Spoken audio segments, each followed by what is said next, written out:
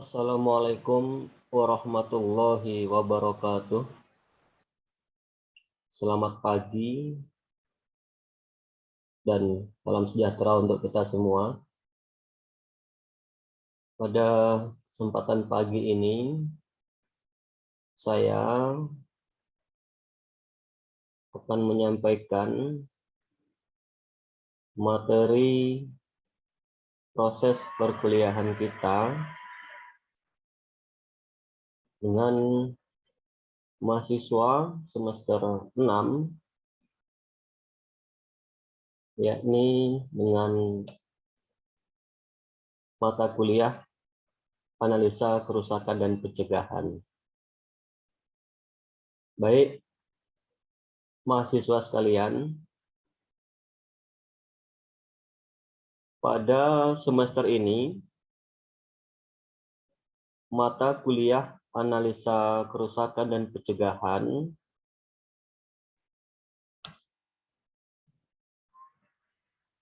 kebetulan kita dipercaya sebagai dosen pengampunya. Maka dari itu, seperti biasa, di awal proses perkuliahan, tentu kami sebagai dosen pengampu mata kuliah harus menyampaikan beberapa hal yang berkaitan dengan silabus mata kuliah kita. Kemudian tentunya juga dalam proses perkuliahan kita mesti kami sampaikan batasan-batasan mana yang harus kita laksanakan selama proses perkuliahan ini. Maka dari itu, pada pertemuan kali ini, saya akan menyampaikan silabus mata kuliah kita dengan mata kuliah analisa kerusakan dan pencegahan. Mata kuliah analisa kerusakan dan pencegahan itu menggunakan kode MEG 6462. MEG itu adalah mechanical engineering, kode yang digunakan yang menyatakan bahwasanya mata kuliah tersebut adalah mata kuliah program studi kita, Teknik Mesin, Fakultas Teknik Universitas Pasir Pengarayan. Kemudian angka 6, dia menyatakan mata kuliah kita ini berarti berada di semester 6. Dan angka 46 itu merupakan urutan dari mata kuliah yang sudah pernah kita ambil dari semester 1 hingga hari ini semester 6, berarti analisa kerusakan dan pencegahan masuk di nomor urut 46. Kemudian 2 itu menyatakan bahwasanya beban SKS analisa kerusakan dan pencegahan sebanyak 2 SKS. Status mata kuliah ini wajib diikuti oleh seluruh mahasiswa. Kemudian jumlah pertemuan sebanyak 14 sampai 16 kali pertemuan, dan di pertemuan ke-8 dilaksanakan ujian tengah semester, kemudian dilanjutkan dengan proses perkuliahan kembali dan akan dilaksanakan ujian akhir semester pada pertemuan 15 atau pertemuan ke-16.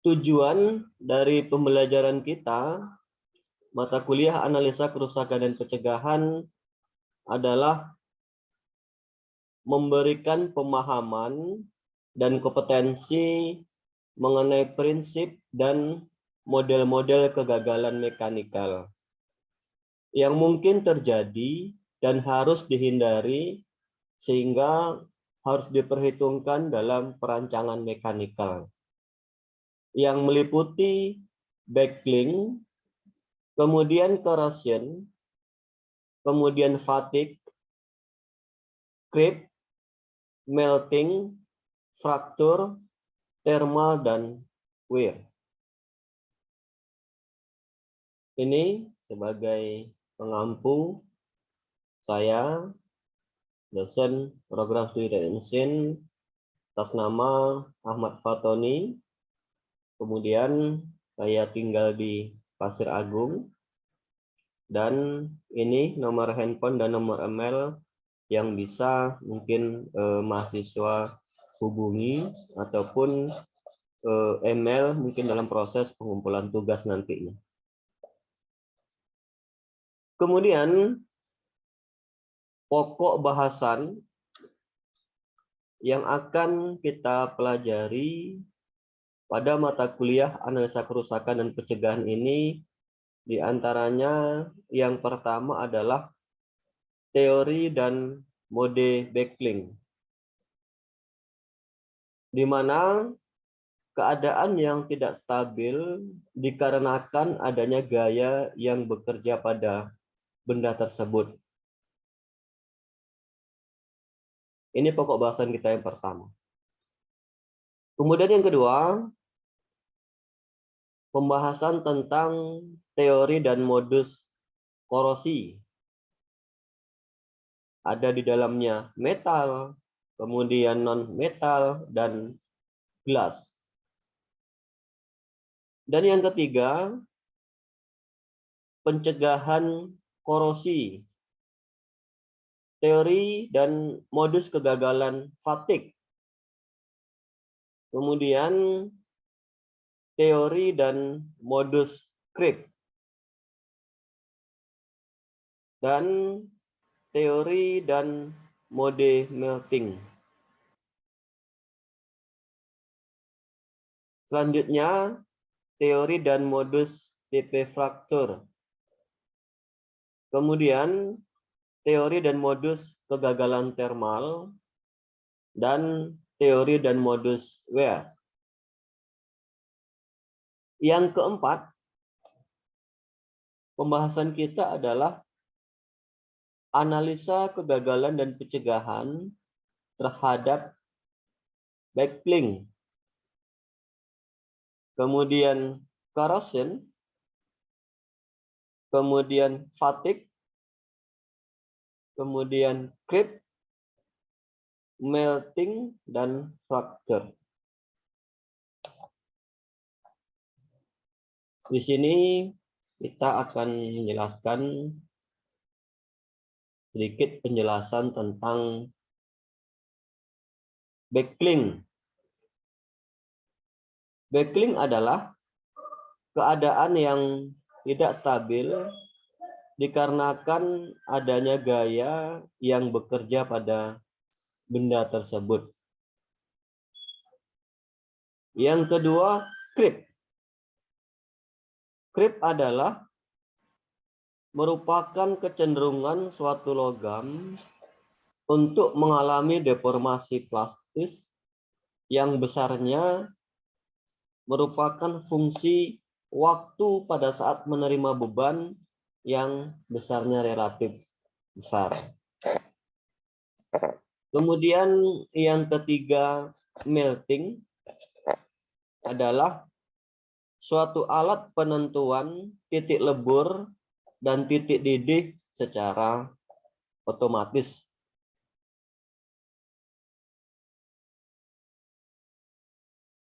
Kemudian ini daftar pustaka yang kita gunakan.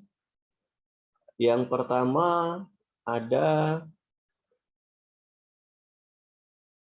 Jack E. Collins dengan judul Material Failure in Mechanical Design tahun 1993. Kemudian yang kedua ada C-SARS dengan judul Fatigue of Material, karangan University Cambridge Press tahun 1998. Yang ketiga ada M. Jensen dengan judul Fracture Mechanics tahun 2006. Yang ketiga ada Arthur dengan judul Metal Failure and Mechanism Analysis tahun 2001. Jadi ini beberapa daftar pustaka yang kita jadikan sebagai referensi pada mata kuliah kita analisa kerusakan dan pencegahan di semester 6 ini. Mahasiswa sekalian, dalam proses perkuliahan kita juga mesti harus menyepakati berapa persentase sistem penilaian yang akan kita gunakan pada semester ini. Karena apa? Karena memang indikator yang akan digunakan oleh masing-masing dosen itu tentunya pasti berbeda. Sesuai dengan panduan akademis Prodi Teknik Mesin pasal 2 ayat 4 huruf A, bahwasanya persentasenya adalah sebagai berikut. Untuk kehadiran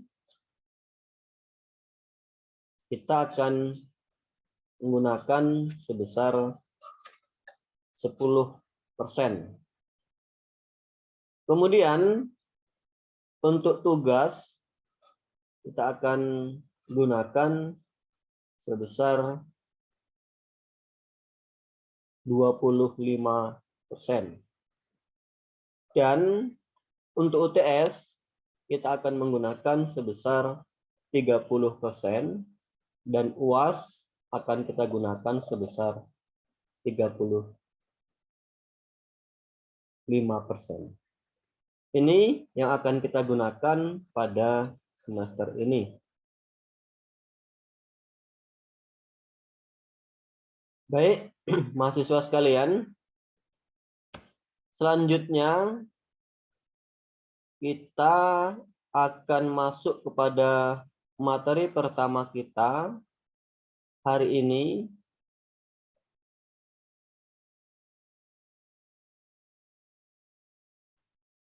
yakni dengan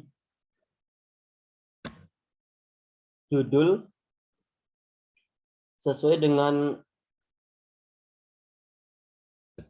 nama mata kuliah kita, analisa kerusakan dan pencegahan.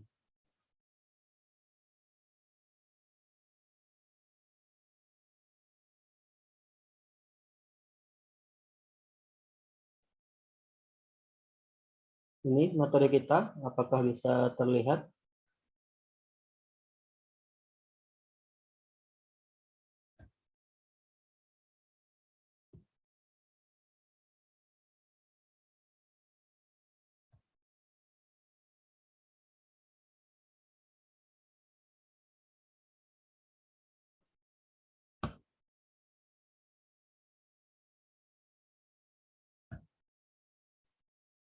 Ulang.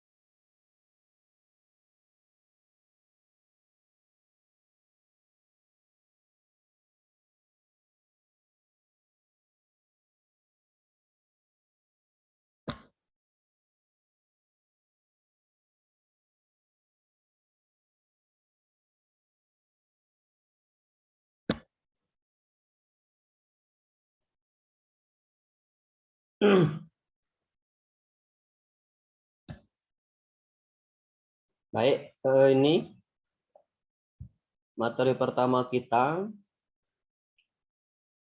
dengan judul Analisa Kerusakan dan Pencegahan,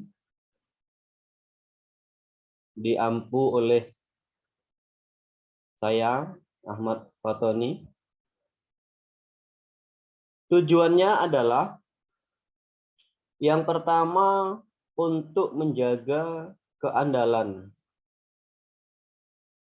atau yang sering disebut dengan reliability. Kemudian yang kedua adalah ketersediaan sistem atau yang sering disebut dengan availability.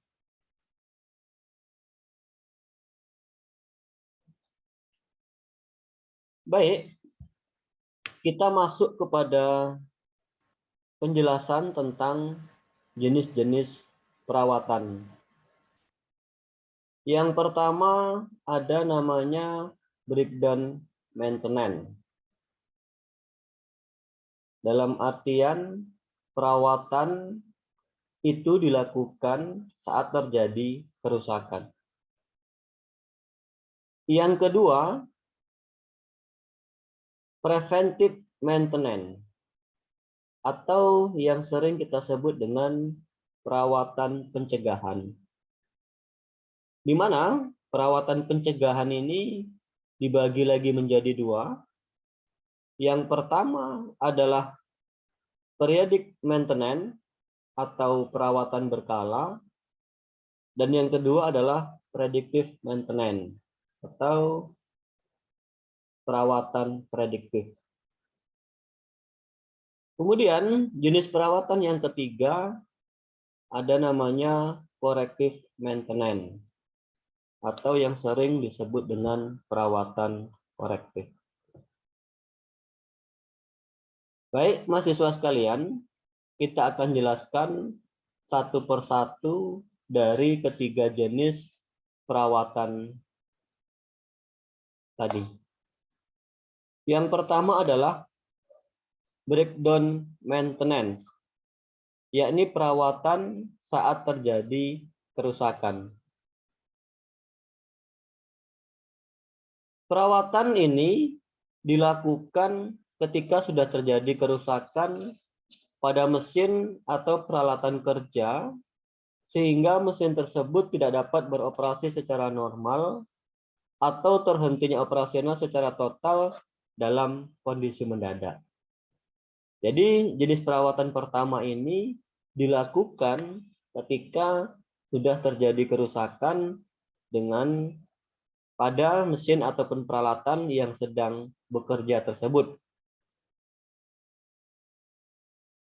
Sedangkan yang kedua, preventive maintenance atau perawatan yang dilakukan untuk mencegah terjadinya kerusakan pada mesin yang sedang beroperasi dibagi menjadi dua. Yang pertama adalah perawatan periodic maintenance atau sering disebut perawatan berkala. Di mana periodic maintenance ini diantaranya adalah perawatan berkala yang terjadwal dalam melakukan pembersihan mesin, inspeksi mesin, kemudian memberikan pelumas pada mesin, dan juga pergantian suku cadang. Yang kedua adalah predictive maintenance atau perawatan prediktif, yakni perawatan yang dilakukan untuk mengantisipasi kegagalan sebelum terjadi kerusakan total. Jadi predictive maintenance ini akan memprediksi kapan akan terjadinya kerusakan pada komponen tertentu pada mesin dengan cara melakukan analisa tren perilaku mesin atau peralatan kerja. Sedangkan yang ketiga, jenis perawatan yang ketiga adalah perawatan korektif.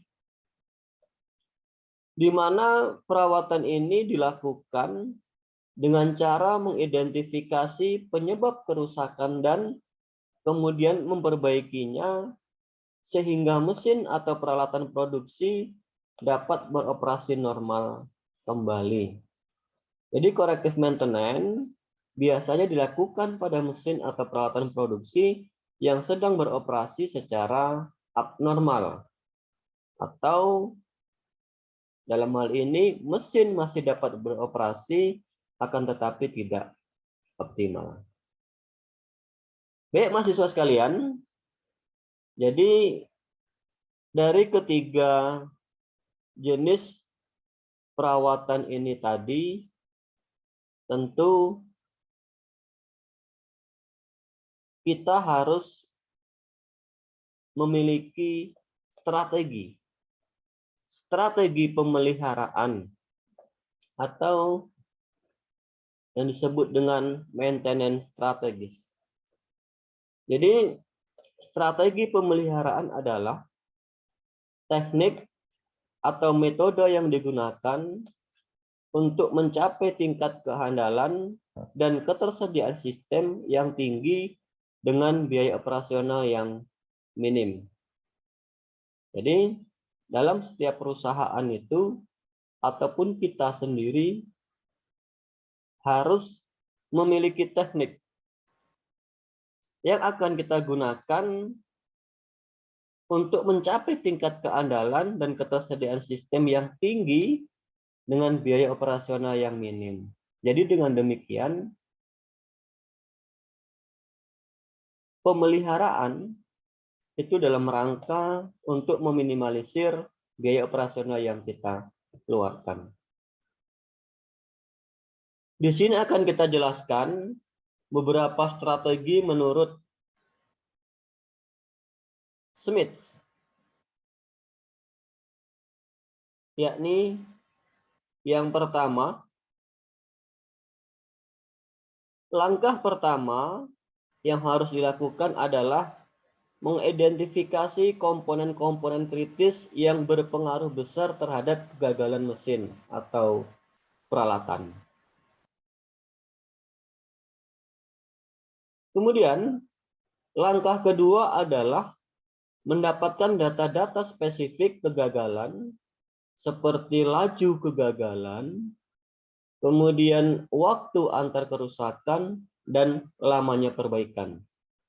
Jadi, dari karakteristik kegagalan ini dilakukan analisis dan untuk menentukan jenis pemeliharaan yang tepat yang akan kita gunakan.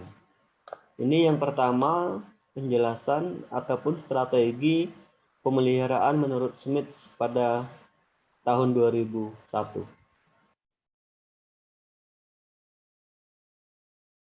Sedangkan strategi pemeliharaan menurut Alfian pada tahun 2004 ada beberapa hal yang harus kita terapkan.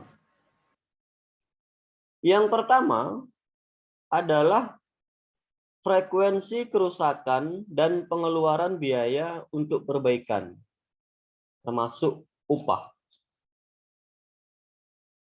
Kemudian yang kedua adalah item-item yang dipilih harus benar-benar penting dan dapat berakibat fatal untuk keseluruhan pabrik misalkan. Kemudian yang ketiga adalah penaksiran biaya pemeliharaan. Yang keempat, melakukan pekerjaan sebanyak mungkin pada saat pembongkaran atau pembongkaran mesin atau overhaul, dan efektivitas kerja dari mekanik harus tinggi selama dilakukannya pembongkaran tersebut. Yang kelima, meramal kerusakan-kerusakan yang akan terjadi. Yang keenam, Data yang dikumpulkan harus berupa laporan harian, laporan periodik, laporan tahunan yang akan dijadikan sebagai dasar untuk sistem pemeliharaan yang baik.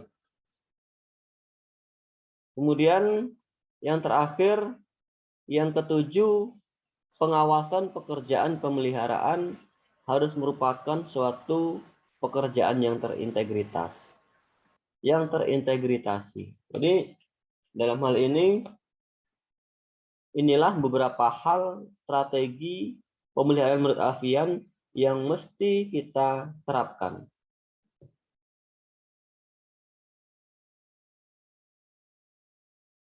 Dari penjelasan kedua pendapat tadi,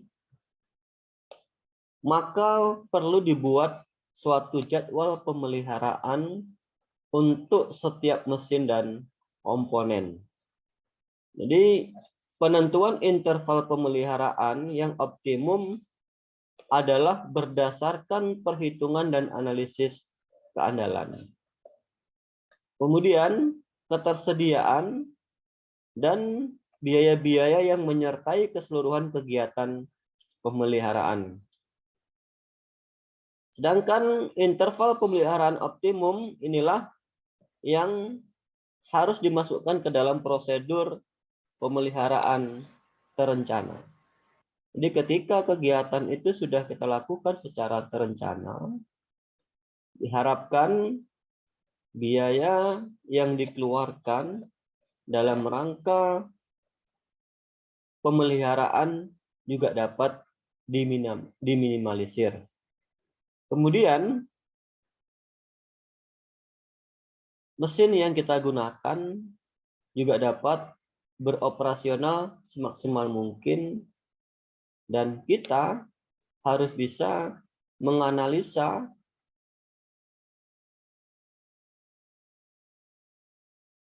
apakah mesin ini akan mengalami kegagalan atau nyaman dalam proses operasional yang akan kita gunakan.